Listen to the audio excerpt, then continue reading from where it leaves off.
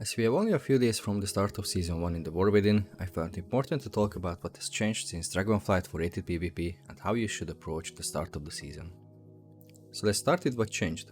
Well, a lot actually, and some changes may even affect the participation in rated activities, at least in the early season. For once, the PvP vault is no more.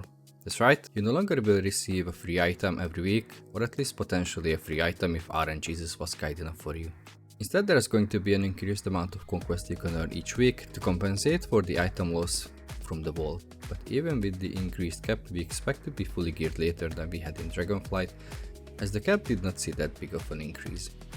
With the removal of the vault, Blizzard also gave us a quest to get free weapons.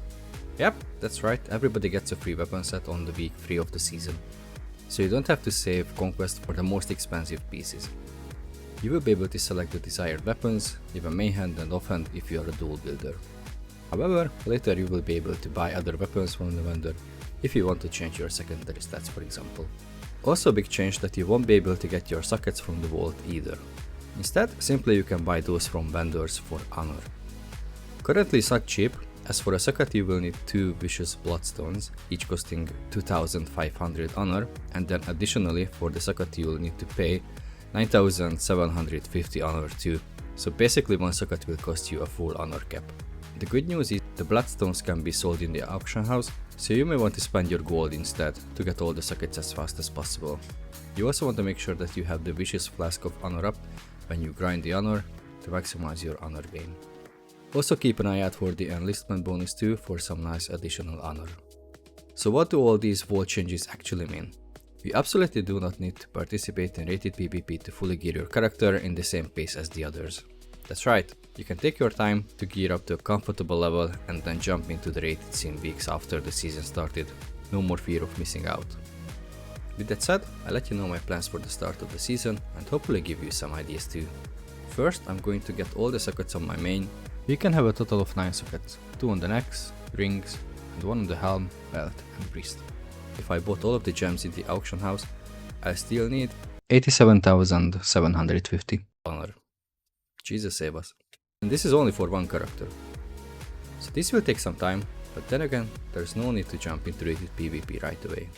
I'm not going to queue until I have my weapons for my main brackets, which are the freeze and the solo shuffle. Instead, I'm going to play some 2s, solo rated BGs, and of course the non-rated content. The reason for this is that I have my goal set for freeze and shuffle, and by waiting, I'll have a more inflated bracket, making the climbing easier if I started a bit later. Also, the reason why I'm going to play 2s and solo rated BGs is that once you reach 1600 rating, you'll get a free set piece, same as in Dragonflight.